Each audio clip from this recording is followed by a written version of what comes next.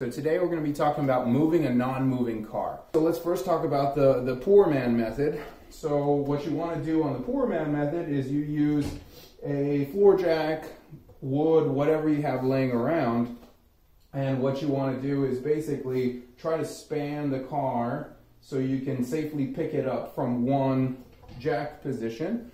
Difficult, and when I got it in place, it ended up taking me about an hour because I was testing out different ways of trying to get under it and support it. But at the end of the day, I got it done, but it was a pain in the butt and ended up being quite a bit of manual labor. So if you want a better way, which I do, found these vehicle dollies, also known as skates. I already assembled two of them. Let me go ahead and put the other two together.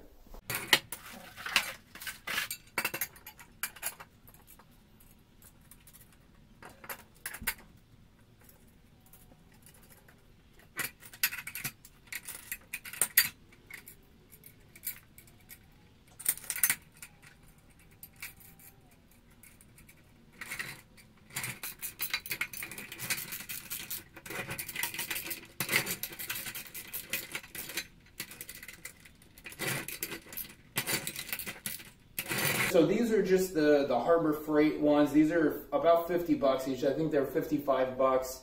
Anytime we're adding mobility to something, we'll want to make sure we don't put ourselves in a bad situation. So this thing, we don't want the car taken off down the driveway if it gets a bump. So I did go ahead and set up a strap to the back to the heavy-duty D-ring that I put in previously. So a safety strap would be a good idea.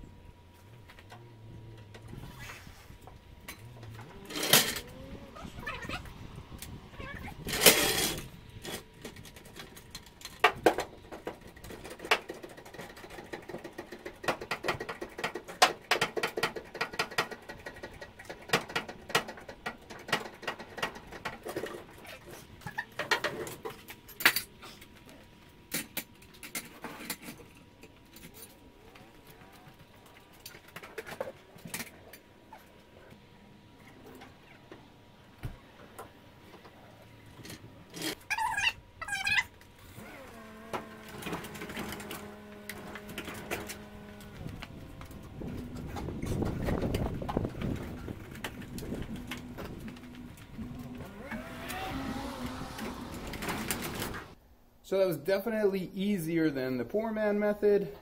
For me, I think it makes sense. I think it's worth the $100 because of the space constraints and being able to organize that back wall, being able to push it back and forth, usually working alone. And it still takes some effort to push around, but it was within the range that I'm comfortable with. I think it's a win. So we'll, hopefully this makes us a little more efficient. Hey folks, thanks for tuning in today. Please like this video, hit subscribe to follow along on our journey. If you hit the bell icon, you'll get notified anytime we post a new video, which we try to do every week. Well, that's it for today. Thanks folks. See you next time.